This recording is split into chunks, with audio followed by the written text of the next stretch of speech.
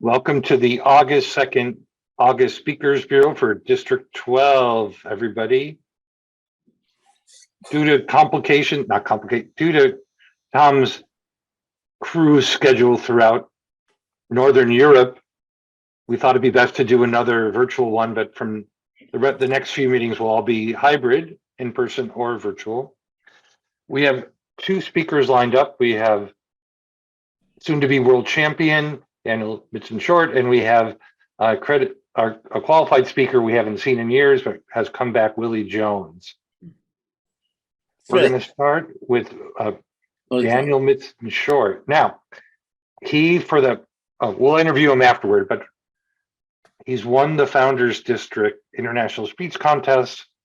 He made it through the quarterfinals, which means he's on the semifinals. Third time or fourth time? Fifth time. All right. And you've been on the final stage? Once. So I don't know about you. That's pretty impressive. District 12 has had two people make the final stage. I don't know if either one is still in Toastmasters. So tonight, he's going to present one of his two speeches. And please take note, this will be a 5 to 7. Daniel, I'll do my best to time you. Okay. Do we have a timer, or I could just keep it on my? No, I got it. I got colors. Wonderful. And afterward, I can't promise to listen, but he wants some feedback, and we'll give him some feedback because he's got enough feedback and he's only got 2 weeks to figure out what to do with it. No problem. I appreciate it all. Can I record from my side just so I can? Yep. Okay, wonderful. And Rob's going to record it for you. Okay, fantastic. I might just do it on mine as well. If I think I'm allowed to. We're happy with that. Oh, no, it's okay. It's all right. It's recording from your side, so all good. I'm going to introduce this as if it's a contest speech, and then we'll talk to him afterward. But quick question on that. Is there an issue about whether Rob should hide that recording of his speech until after the international convention? Yeah. Ideally, yes, if you wouldn't mind. Yeah, I'll send to you, just you, Daniel. Okay, thank you. After the show, we can release it. Fantastic. Okay, no problem. Daniel Mitson-Short, truth be told. Truth be told, Daniel Mitson-Short.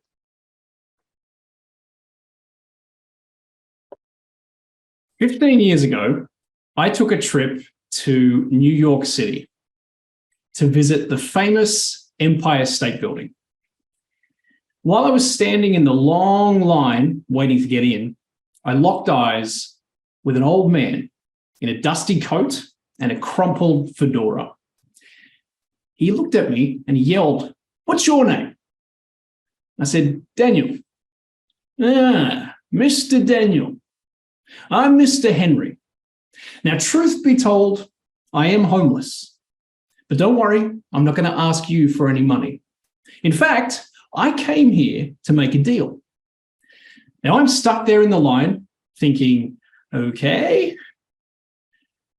Now, in my hand, Mr. Daniel, I have a copy of the New York Times. Truth be told, it's a couple of days old, but there's some good stuff in here.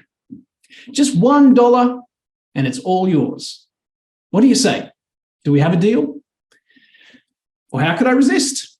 I gave him $1. He gave me the paper. And then he walked away. And just as Mr. Henry reached the end of the Empire State Building, he turned and said, "Mr. Daniel, do you think you'll be needing to hold on to that paper very long? Because if not, maybe I could take it back and make a few more deals today." That was 15 years ago. I don't remember anything about the Empire State Building, but I still remember Mr. Henry. The truth, contest chair and friends, is an interesting thing. We all say that we believe in it, but how often do we speak it? Now, you might have noticed that here today, I'm dressed a little bit more casually. Now, I could tell you it's because it's hot outside, but do you want to know the truth? I was too fat to fit into my suit. But hey, we all like to be comfortable, right? And to be truthful, most of the people watching at home, they're probably not even wearing pants. The truth is a tough thing to hear, but sometimes we have to listen. About a year ago, I was sitting home one evening with my fiance when she turned to me and said, "Honey, we need to talk. I think it's time that we shave your hair." For years, I had held on to one triumphant tuft of hair at the back of my head, the last bastion of hope of a balding man. I turned to her and said, "What do you mean? Everyone says it looks great." She said, "Honey, I love you, but it looks like someone half-shaved a poodle." Truth be told, I should have shaved it years ago, but nobody was honest enough to help me. Why do we lie?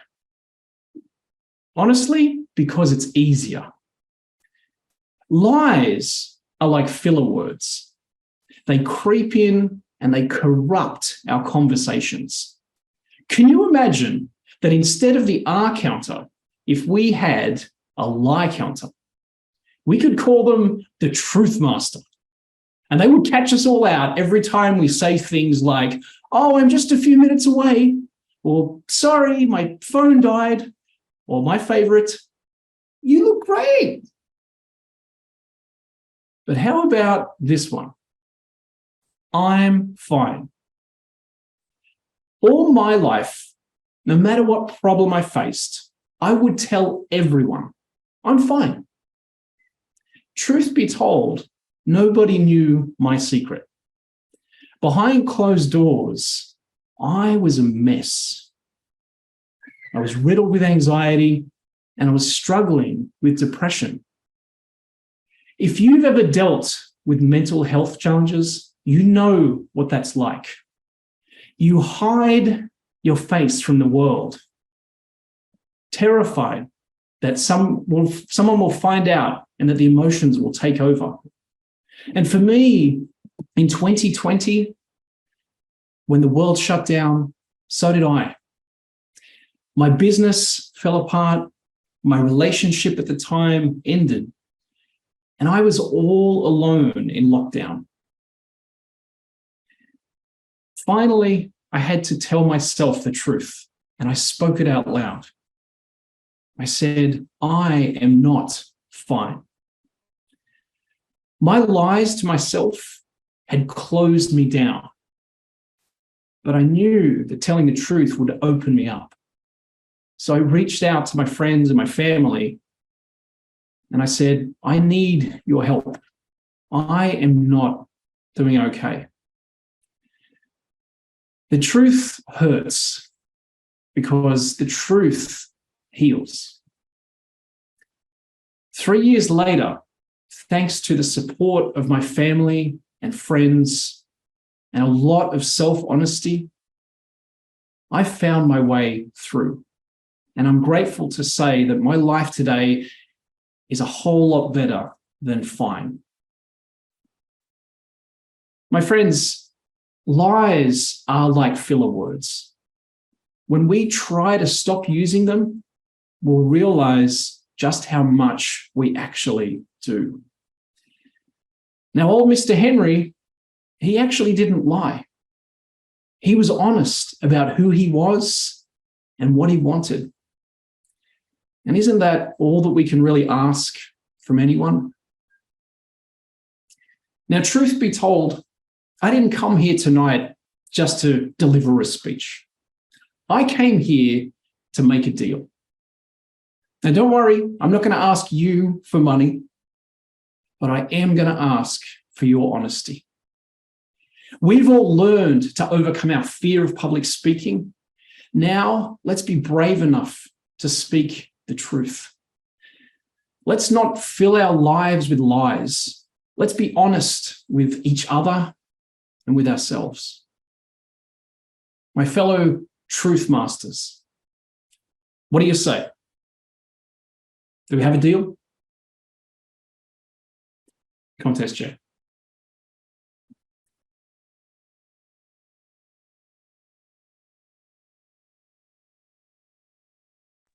Thank you, Daniel. Let me get rid of the red here.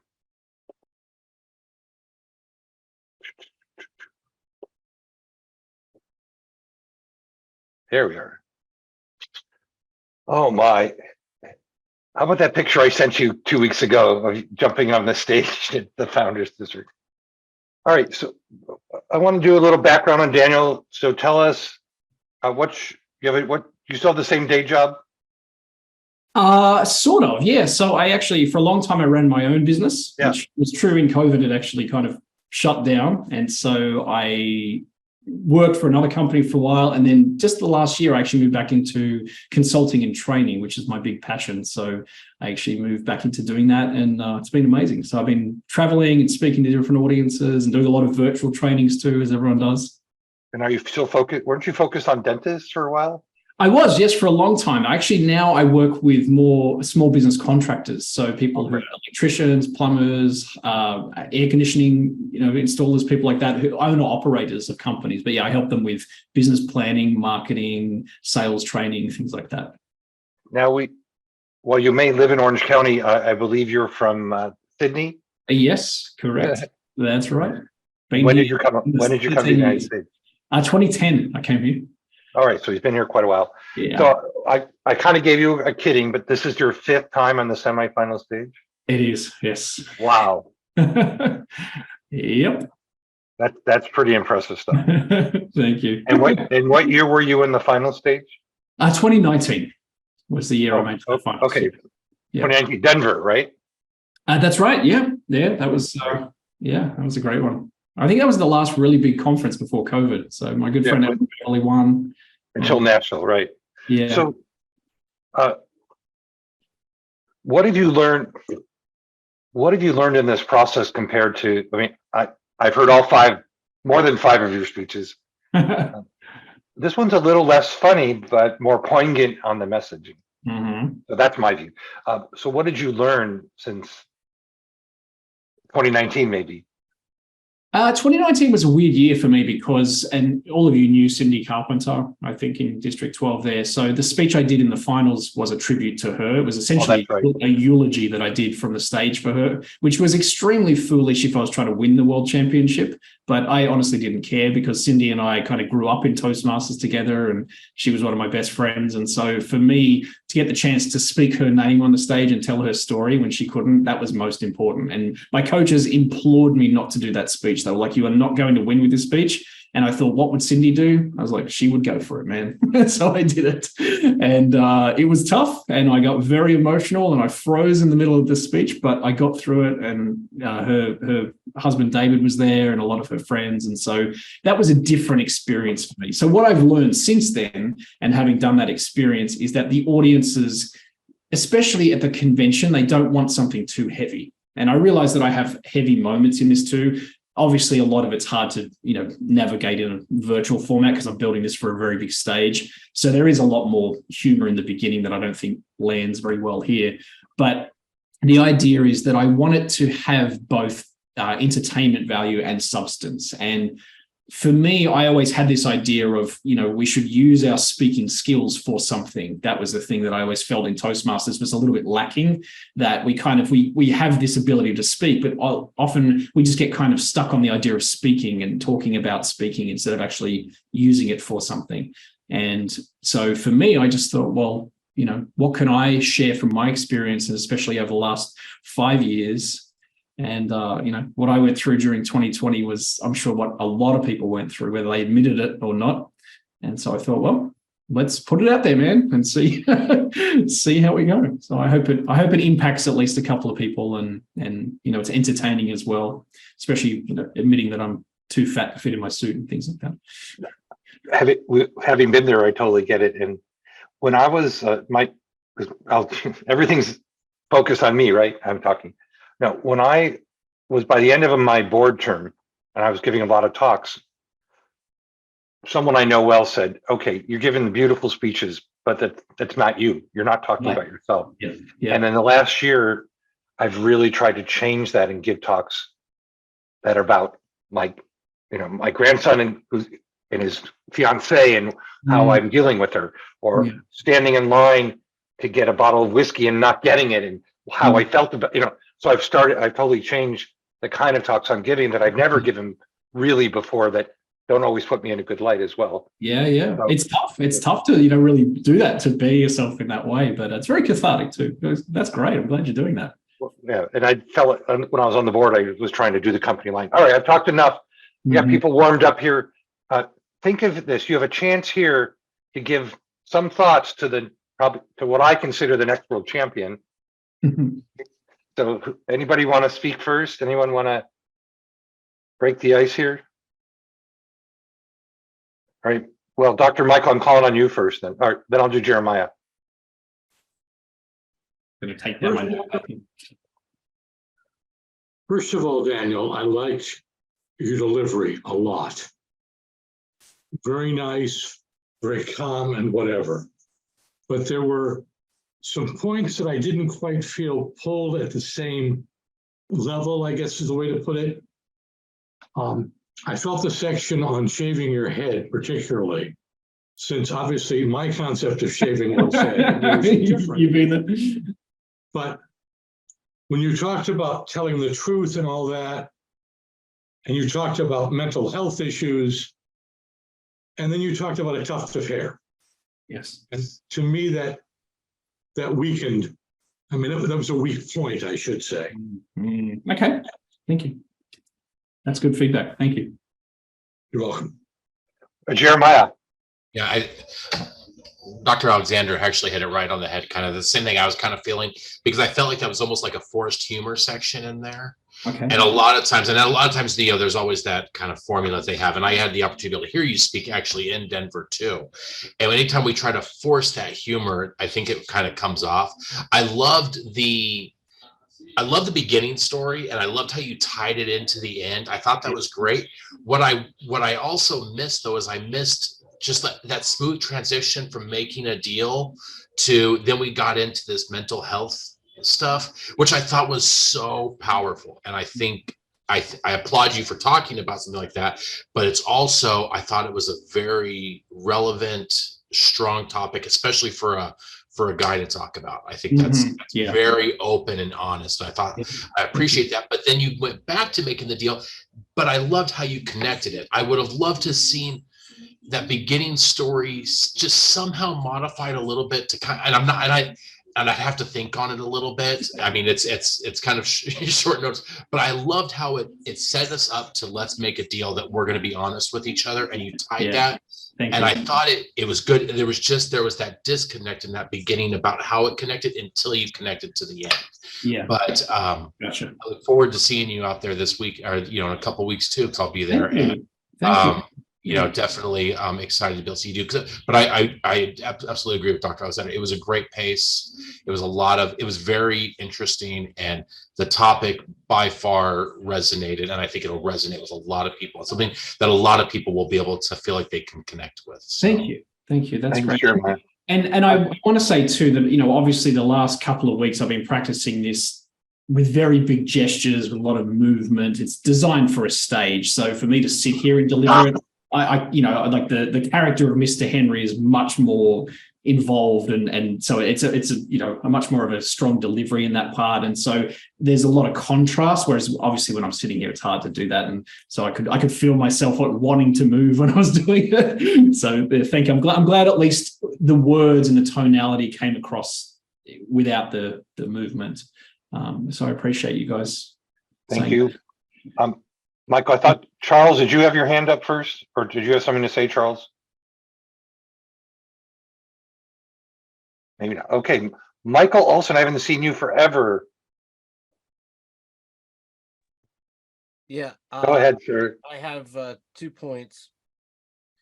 Truth be told is the theme of your speech, but you repeated it 6 times. So I would recommend maybe 3 times throughout the speech to give us that memory of the truth be told, but not get tiresome from too many times. Gotcha. And the other one thing is you started with great energy, but when you got into the painful part of it, the energy came down, which is understandable and expected, but I wanted you to bring that energy back up at the end.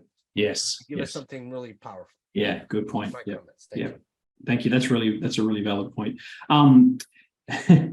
my coach, who's one of the world champions, just tore this speech completely apart yesterday. So even trying to remember it today, I stumbled in the middle. I was like, no, that's the wrong part. So I think that's why my energy, I could feel myself misremembering a part. I'm like, crap, that's not what I wanted to do. So thank you. That's really good feedback. Then remember, only your coach and you know. None of us exactly.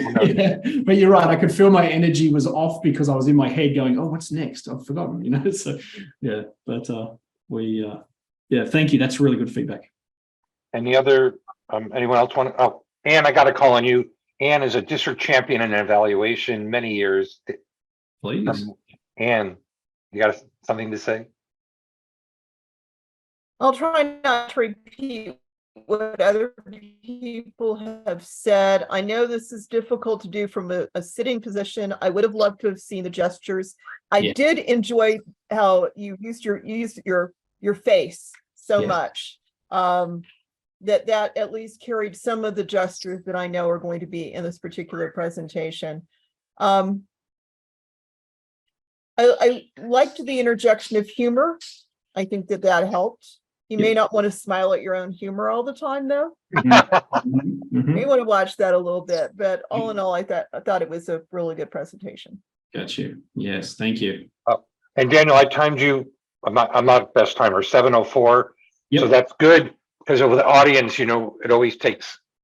You got to build in audience reactions, so that's good. Absolutely, yeah. And there were actually like two sections in there I added tonight that will be either starting or coming out. So I was testing things. So yeah. So it's probably about 6:45. Oh, even better. Yeah. So yeah. Because we don't want you going over like one of our favorite speakers. David Flores. Yeah. Daniel, I enjoyed the presentation. I thought the message was a good, impactful message. And truth be told, over the years, I've always been somewhat dismayed by the competition we've been seeing. And it's saying more like it was stand-up comedy routines all the time. Yes. I think when you have a strong message, comedy really doesn't have anything to play into it. Keep it serious in all natures. I know that some people say, well, you got to have a little humor here and there. I'm not totally agreed to that. And I gave a speech talking about that years ago. And I emphasize the idea is that how many times you hear a joke and then you want to tell somebody else, but you forgot about the punchline or something, that humor never really sinks into the mind. Then I gave the example of 3 speeches, Kennedy, Martin Luther King, and the other one person over history of 407 years ago.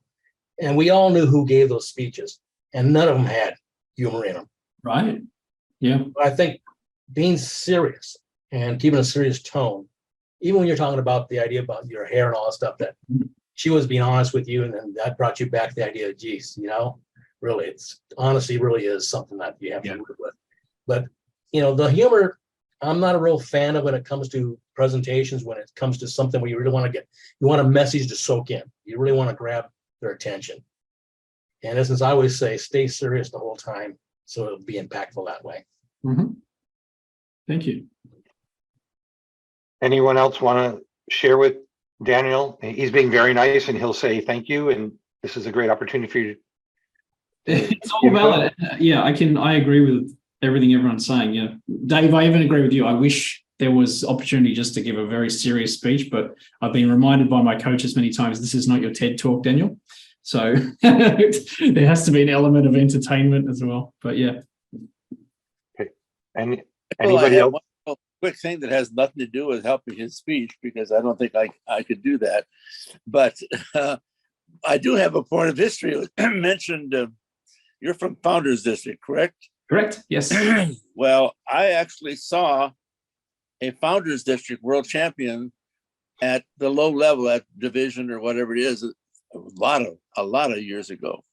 And I was a pretty young Toastmaster, and he was an old guy, probably in his 50s or so, 60 maybe. And he gave this speech up on a stage, and he came out, and I already knew that he was an outstanding speaker and well thought of and everything else. He came out and said, basically, Mr. Toastmaster, fellow Toastmasters and guests, and stood there. I swore he stood there for a minute without saying a word. As a young, ignorant Toastmasters, I thought, oh, the poor old guy's lost it. It's such a sad thing. He's such a great speaker, and there he's lost it. It's so embarrassing. And then he gave the rest of his speech. He basically got our attention, and then ended up going on to win the world championship. Yeah, wow. Just a fun story to add. Nothing to help your speech, but fun story to add in terms of history. Roy Finsterbaker is the name, but I can't remember the year anymore. I saw it a few days ago when I looked at the regional report. Back to you, Michael. And Willie is here. Okay, I saw that. Any other final comments for Daniel? He has presented to Speakers Bureau once or twice when we met pre-pandemic, and he's been a good friend of 12. And we are laughing. When I was international director doing my district visit to founders, I got to announce the winners of the international speech at the district conference. And that year it was Daniel. And there's a great picture of us hugging on stage or jumping up in the air or something. Very fun. It was Very great. fun. I appreciate it. A great opportunity. One of my favorite jobs to do in the world. All right. Well, Daniel, thank you so much. And I can't wait to see you in the Bahamas in 2 weeks. And Thank you. Yes, I'm excited to see Michael and whoever else is coming as well. It'd be amazing to see that. It's only 2 weeks away, so I'm excited. yeah, Jeremiah will be there. Dr. Valencia will be there. A few others. There'll be there's only 2 people representing Region 2. I don't know the other one. Yes. I think from 101, somewhere up north. Yeah. Absolutely. Yeah. Daniel's the one representing Southern California. So that's such a cool opportunity there. So it's really fun. Okay. Absolutely. Thank you, guys. And this is great. And after you win, we want to have you come back. Command performance. Dave, that's when I'll do just a dead serious speech for you. Thank you, Harry. How about some applause for Daniel? Exactly. Thank you. All right. Our next speaker, this is also a great honor. He's an Air Force veteran, now retired from the aerospace industry after nearly 30 years. A father of 3 sons and 2 grandsons. He's a certified ICF coach specializing in health, wellness, and fitness. His dream is to become one of the most influential speaker coaches in the country. He's a qualified speaker. We haven't heard him in quite a while. Presenting Overcoming Me, Why Change is Possible. Join me in welcoming Willie Davis. Be sure to unmute, Willie.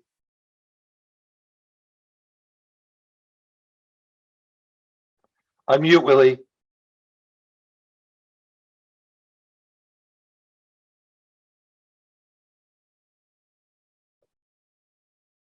Can you hear me now? Yep. Okay. All right. Yep, we hear you. All right. Mama, can I go? Yeah, go put your cup in the kitchen, Billy. So he begins to run with his 3-year-old feet just slapping against the concrete porch as he ran from the porch through the living room, through the dining room, into the kitchen. And then he reached up with the cup and slowly pushed it onto the edge of the counter, making sure that it did not fall back down. He turned around, began to run back out of the kitchen, through the dining room, through the living room, onto the front concrete porch. And there he stops.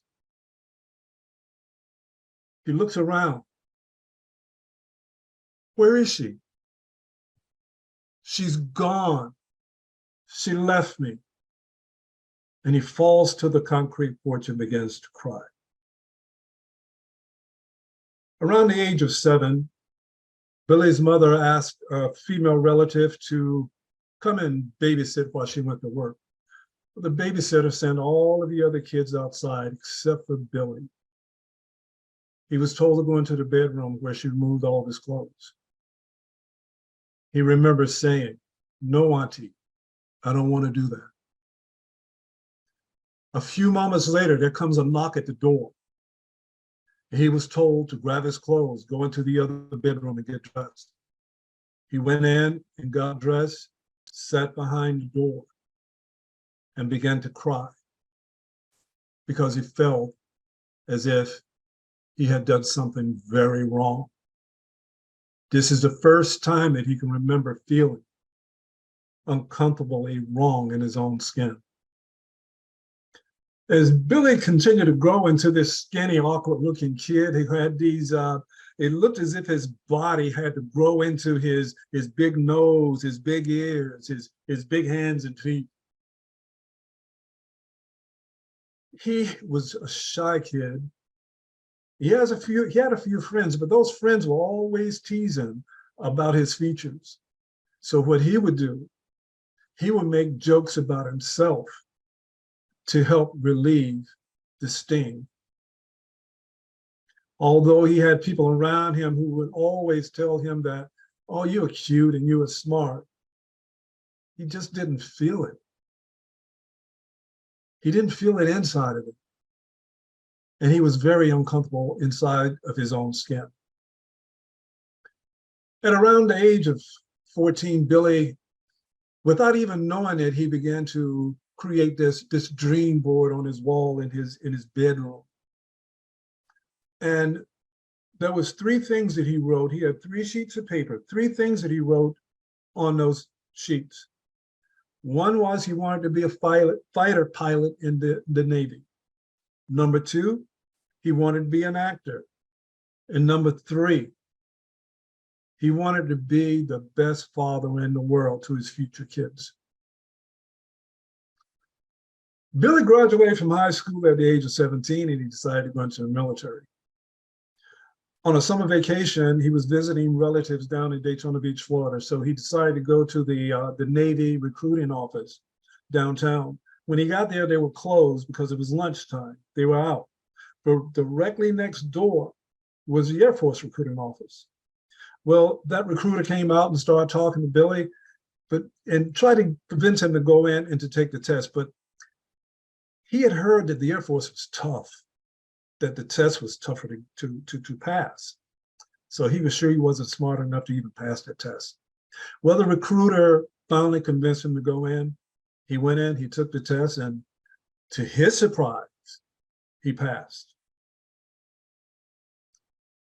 A few weeks later, he joined the Air Force without telling anyone in his family. 2 weeks before he was to leave, he finally broke the news to his mother. And the only thing that she can say is, "Quiet, Billy." He couldn't answer. He felt terrible, as if he had disappointed her in some way. He felt terribly uncomfortable in his own skin. While he was serving, he had written his sister a letter. And one of the first lines in that letter was this. It said, this shell I live in is a living hell, and I am my own worst enemy. Billy served 4 years in the U.S. Air Force with honors. He learned a lot. He picked up the skills that would allow him to work for close to 30 years in the aerospace industry. After the military, and true to his dream board that he had written on his wall years ago, he joined an acting and film academy, and he did 2 stage plays that was of some significance. He did 2 PBS specials and 1 anti-smoking commercial that actually aired. Even with that, he still felt so very uncomfortable in his own skin. Fatherhood came in 1977 with his first son, Daryl. And he knew from what he had written on that board that he wanted to be the best father possible to his little boy. So he quit acting. He found a job so that he could take care of his little boy. And that was the beginning of his long career in the aerospace industry.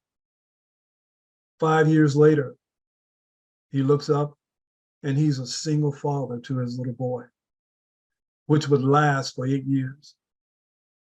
But it was some of the best years of his life. But still Still, he felt so very uncomfortable in his own skin. While at work, he met a young lady on the job and they became friends. For 2 years, they just talked and they shared their dreams. One evening, he was at work and the hangar was basically empty. It was overtime, and he heard the click, clack, click, clack of high heel shoes echoing through the hangar. And he looked underneath the belly of the airplane, and all he could see was these beautiful shaped legs in these high heel shoes, red high heel shoes, and just the bottom half of a red skirt. And he said, I gotta go see who this is. Ran around the other side of the aircraft, and lo and behold, it was his friend that he had been talking to for the last couple of years. That very evening, when he picked up his little boy, he told him, today, I found out the woman that I'm going to marry, and we've never even dated once. 9 months later, they were walking down the aisle in the marriage ceremony. 7 months later, his second son, Jaron, was born. 5 years after that, his third, Josh, came along. Being a dad was the best part of his life, and nothing else in the world would ever top that. With 2 incomes coming in from the aerospace industry, they were doing very well. Actually, they were doing really good financially. They bought a beautiful home in the hills next to a golf course, big 4-bedroom, 3-bath, 3-car garage. And in that garage, they had some very fine cars. There was vacations to Hawaii, to the Bahamas, timeshares in Idaho to take the kids on Christmas vacations, timeshares in Palm Springs for extended summer vacations, clothing and jewelry. So living the life that most people dream of. But he was still so very uncomfortable in his own skin. In 2011, while he was on the job, he fell off the back of an airplane, severely damaging his shoulder, which required 2 surgeries, 1 year apart, and 2 years of physical therapy. He was put on pain medication by his doctor, which soon spiraled out of control after 2 years. Around about the same time, after 20 years of marriage, he realized that this marriage was not going to last for much longer. Within a very short time, his mother passed away and his wife moved out of the house, leaving him and his 2 sons. He also discovered that he would not be going back to that well-paying job that he had because now they considered him as a liability and they forced him into retiring from the aerospace industry. On top of all of that, there was the threat of losing his home. And guess what? His father died soon after that. Everything just came falling down, this life that he had built. Now everything was in crumbles. Now he no longer even wanted to be in his own skin. Bad things happen to good people. That's life. There comes a moment, though, in the survivor's life where the mind shifts. And the very moment that he decided not to let his past circumstances dictate his future, that's when things begin to change. That moment happened when he was sitting in an emergency room at the VA hospital, rocking back and forth from withdrawals from pain medication. He had brought his youngest son, Josh, with him, and looking over and seeing the concern and fear on the face of his son, and he began to hear the voice of his ex-wife saying, "You are going to end up living in a ditch beside a road and selling oranges on a street corner." What made that statement so powerful was that he actually believed it. that is when he made up his mind that he was going to shift from being Billy, from being that one who lived in the past with all of that trauma, with all of those bad things that happened to him. He was going to leave that behind and begin to discover Willie, yours truly, and to begin living in the future, in the past, present, future. Why is it that so many of us wait for tragedy to strike in our lives before we move forward and start to live that life that we know that we can live and we know and feel we deserve? What does it mean? What does change mean to us? Well, most people change when they come to a place of deep frustration and pain. It is when they develop the humility to admit that their current approach just is not working for them. They are then ready to start taking the first steps towards change. And when we talk about change, we are really talking about changing a habit. So why is it so hard for us to change? It's so hard because we develop habits that make us feel safe when we feel threatened by change. And this is what we all know as the comfort zone. Ironically, it's also the place where you hear people say, I'm bored. There has got to be more to life than this. Some of us tend to live our life in the past, relying on the experiences that we've had years ago. Those experiences can lead to misinterpretations, limited beliefs, assumptions, all of which can stop us in our tracks and keep us from moving forward to fulfilling the life that we feel that we can attain. Now, my first step was to get off of the pain medication. We had tried before and it only got worse. So one day I called my doctor and I told him, hey, this is a huge problem and I'm going to take care of it myself. I'm going to go cold turkey, but I read on the internet, and we all know what we read on the internet is true, that I could die going cold turkey. He kind of chuckled and he says, Mr. Davis, you're going to feel like you're dying, but you won't. For 7 days in my bed, I shook with the chills, frequent trips to the restroom, only able to hold down a small amount of soup for days on end. But then suddenly on that 7th, 8th day, it was as if the sun broke through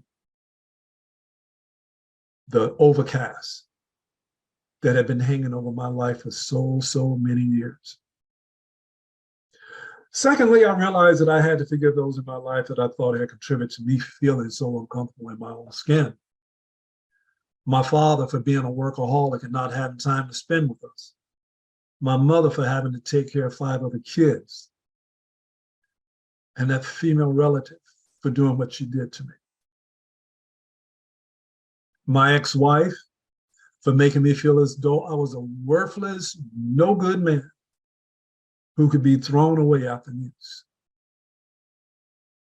But after forgiving those people, I still have this feeling of worthlessness because I felt I had let others control my life. Then I began to realize that now I had to take full responsibility for everything that had happened in my life.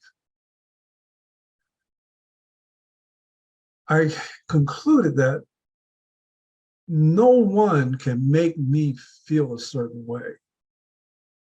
It is actually the way that I chose to feel because of the circumstances. From there, I had to develop self-love, self-acceptance, and self-forgiveness. Here's the way I look at it. How could I truly love someone else if I didn't truly love myself? Where's my reference? How could I truly accept someone else if I didn't truly accept myself? What's my reference? And finally, How could I truly forgive others if I could not forgive myself? And again, what's my reference? In my opinion, these are the foundations that I had to go through in order to overcome me, in order to overcome Billy. Making a change means changing our habits. Habits are difficult to change because we are mostly motivated by negative emotions. We get trapped by misconceptions without fully understanding the processes needed to make the changes. My late grandmother, whom we used to call Big Mama, she used to say to us, it's like, honey, how do you eat an elephant? One bite at a time. And we would just laugh when she said that with that southern accent that she had. It's just so funny to us. But it's true. We try to eat the elephant all at once and we get indigestion. Then we want to give up. We neglect to find and use the tools available to us to help us make permanent changes in our lives. We underestimate the process and think it will be easy, and we tap out when it becomes difficult. How many of you know a Billy? How many of you know maybe a Kathy or a Bobby? Can any of you personally relate to being a Billy? There are so many suffering in this world silently, like I did. Asking these questions like, why can't I feel whole and complete? What is my purpose? What is holding me back? The man speaking to you today is a different, very, very different one from 8 years ago. This man is very confident, empathetic, curious, courageous. He's a leader, he's a follower, and he's a student. Always a student. We can all live that life that we have always dreamed of. It's not about the money and the material wealth. For me, it's more about your health, your wellness, your fitness. I found a way to live that life. And I'm not looking back at Billy anymore. Because when you're looking back, you really can't see where you're going. I'm riding with Willie all the way. And I want to leave you with this. The greatest tragedy in life is not death. The greatest tragedy in life is living a life without purpose. Also, the greatest challenge in life is to discover that purpose and to live it.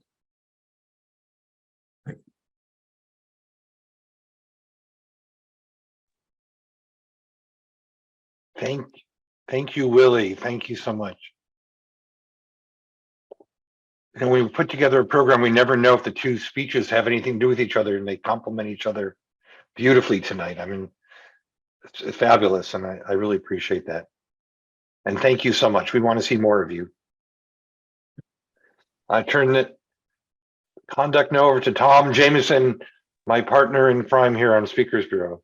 Okay, thank you, Michael, and thank you for taking over the reins so much while I was gone and hard to communicate and get things going on. I want to compliment Willie. Willie, by the way, has already sent him out since he got reactivated. He was out of our Speakers Bureau for a little bit, but he's back and he's already been out to speak to Kiwanis and is assigned to speak in a few more weeks to another club, another organization. So we're putting him right back in the harnesses and putting him to work. So good job and very inspirational. And David should be happy he had a serious topic without humor. So good for that. I'm so glad to see Michael back too. Michael Olson, I haven't seen him for a bit, and there's a few others. So we expect to get reinvigorated. Our attendance is a little bit light tonight. A couple of we have I think, if I'm not mistaken, we have a person seeking their QS next month. We have another piece of the program, and some other people have communicated with me over the next few months. And so we will be putting together some issues on that. One of the things I'm thinking we might try to do next month, especially, it's kind of like the beginning of a school year for me. I'm used to school business. And so we may do a little bit of talking about what it takes to become a QS, why you should become one, and we'll have a few people do a little part of the program, but we will have a room for others to go for the QS. I think we have someone signed up to go in October and November, and so we are still active. We just took a little bit of a break, but this will be a shorter meeting. And do we have any other comments on Willie's? Maybe he'd like to. He's still, I'm sure, he always can listen to the topic. And you have so many expert speakers in the audience. Any suggestions for Willie?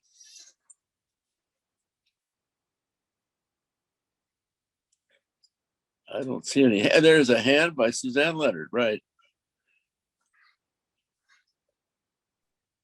Thank you, Willie, for having the courage and the desire to go deep and personal and share with us the path to feeling comfortable in your own skin. There were several places that I could identify, and probably our audience as well.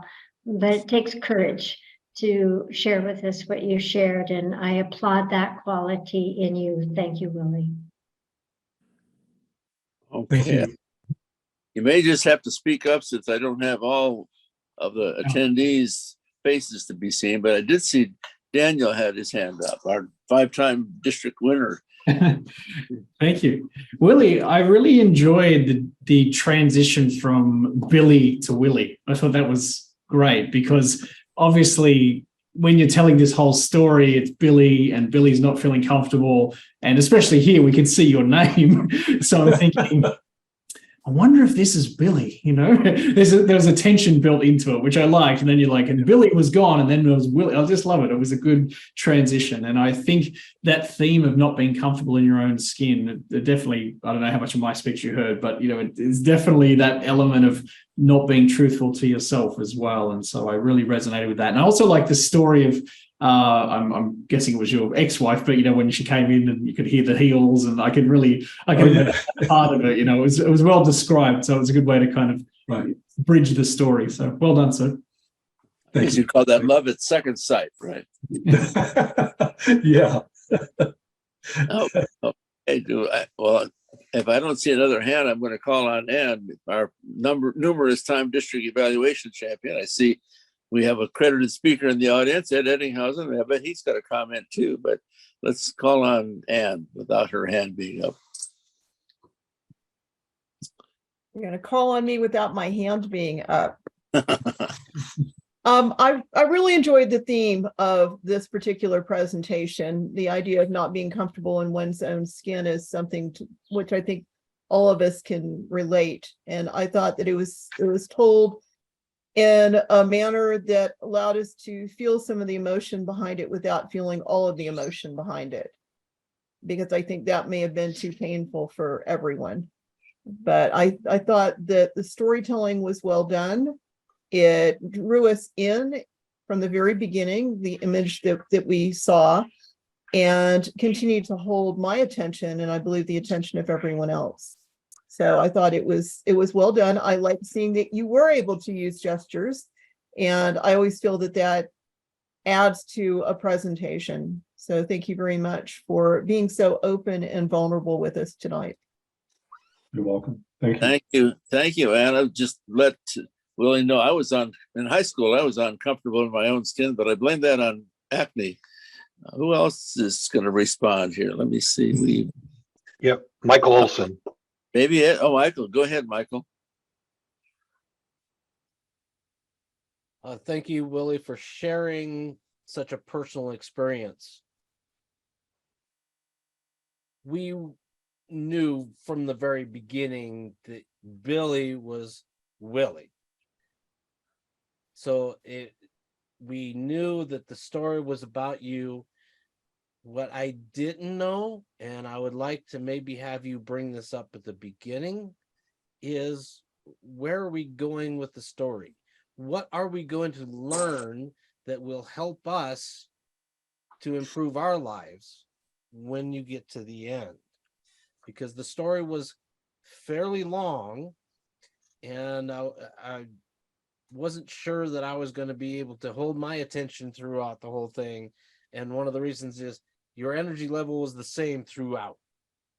And I would like to have had you bring something up that could have maybe put a little bit more energy into it, and then maybe dial it back a little bit again, come in very intimately, share something with us that drew us back in, something that changed the momentum from being a one continuous pace throughout the thing. So great.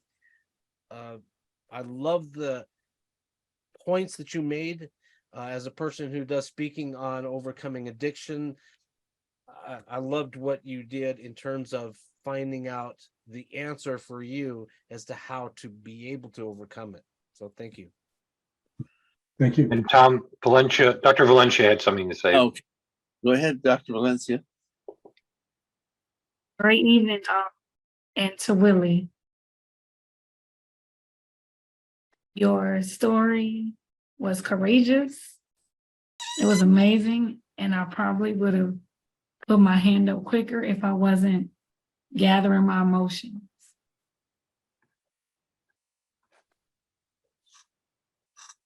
I followed you the whole way and almost didn't want it to end. Every step that we took down the road of your story helped us or resonated, I know, with me. Most people may know I'm a widow that lost my husband to suicide. So the tears and the going back in and out were there, but definitely you described the story that's real, that people go through on a regular basis, but don't have the courage to say. When you shared your story, the details of it, about how she looked, what she was wearing, or just the legs, you smiled. You showed more of your teeth than you did, even though your voice was monotone. You can definitely tell you were looking at those legs. Oh, yeah. And the details that you gave about the 7 days that you went through and the work that had been done was amazing. It was powerful. Even how you said the 7 days, the shakes, what you went through. Most people wouldn't even admit that or talk about it. But the fact that you had the courage to do it, you described us and walked us through it with clarity, with dignity. Yes, it may have been monotone, like someone said earlier, or the same voice, but your eyes, your emotion, your smile about those were, I think, red shoes with those legs showed. I, for one, did not know it was you in the beginning, so the play on Billy, on Bill to Billy was great. If there was something that I could think about, I would want to hear, is maybe a few more ideas on how someone could do the work to get themselves out of that place, whether they're a college student, a high school student, an experienced adult, a median adult. Everybody can, even children may go through this. So what are some steps to the work that they can do to repair themselves or relearn them so that they can impact the future in an amazing way? Thank you so much for your speech. And I'll turn it back over to you. My daughter's over here clapping, by the way. She loved it. Sorry. And I'll turn it back over to you, Mr. Thank you. Okay, we have some others to be called now, but I wanted to make sure, one of the, traditionally, when someone goes for their qualified speaker status, we first, if there's time, we first call on only QSs to make suggestions, because they're the ones that are trying to polish up that speaker so that they could, if they didn't make it this time, they could make it next time and hear those comments. in this situation, I think everyone in the audience is of an equal basis, because when you give a speech, you're trying to impress, trying to get your communication, your ideas across to everyone. So I'd first like, is there anybody who is a first-time attendee who would like to make some thoughts and suggestions? Oh, and Tom and Michael, Dr. Michael had his hand up as well. Okay, well, let's go to Michael while the first-time attendees might be contemplating what their comments might be. Michael?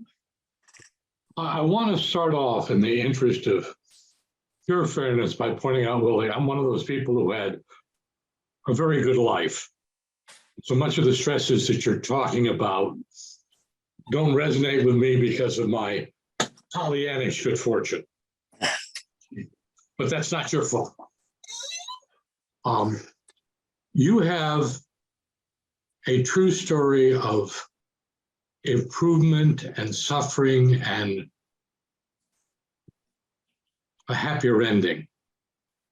But for me, I saw your suffering. I didn't see your struggle. I didn't see you.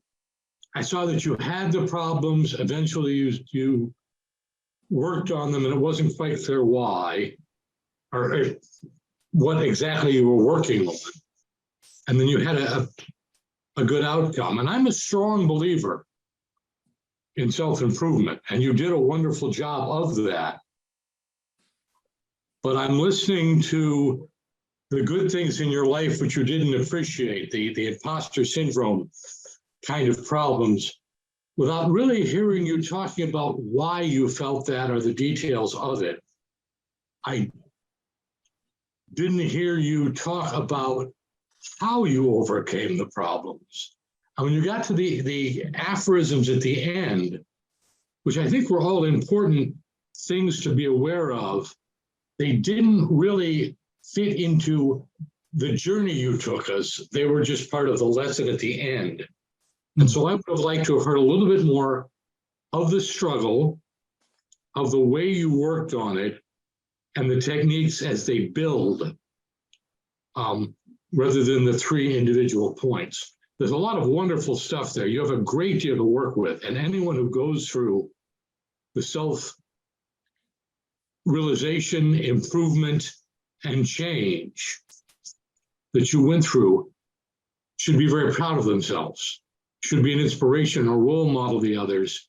But I think you need to present to people more of a way that they can do it, or at least start with it, than just the fact that you went through it. Right. Okay. Thank you for that. Appreciate it. Thank So, you, Mike.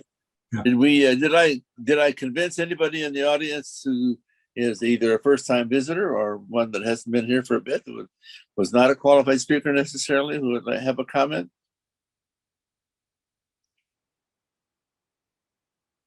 If I did, go ahead and speak right up, and we will, since I don't, not necessarily going to see a hand. Not hearing any other voices, then we can get ready to close. This will be a shorter meeting, as we said. We have a little bit less information to pass along. Not as many speakers as we would normally have. Normally we go overtime, and I'm at fault for lasting too long. So we're going to give you a little bit of a break and go have a recess or whatever. And as I said, next month we at least have one person going for their qualified speaker. We'll be putting together a program. My big reminder, two things, is if you are working as a QS, working with someone at this point, please keep me informed so I can begin putting them into the pipeline, into the plans for the next few months. I do have one quick announcement, and we'll call on Jeremiah to see if he has anything from the district, but my Saturday morning club, Club 797, is starting a gavel club for high school age kids. It costs $30 to attend if you're in the city, or $40 to sign up for it if you're not in the city. And it's run through the City of Riverside Park and Recreation Department. It will be held in Riverside, and please contact me if you know of some of the gavel clubs that I've been involved with. It's amazing the impact it has on those young people in terms of their future. I met with a young. I've told this story, and she spoke before at this club. She went on to wonderful things, but she started a gavel club at Eastvale High School in near Corona, and as a freshman, which as an old school person, I know how difficult it is for a freshman in school to get a new club started and having to find a sponsor and a teacher willing to stay after school for an hour and all those sorts of things. Put that all together, ran that club for 4 years. And when I went to graduation, her vice president of that club was the one and only salutatorian, and she was the one and only valedictorian of that school.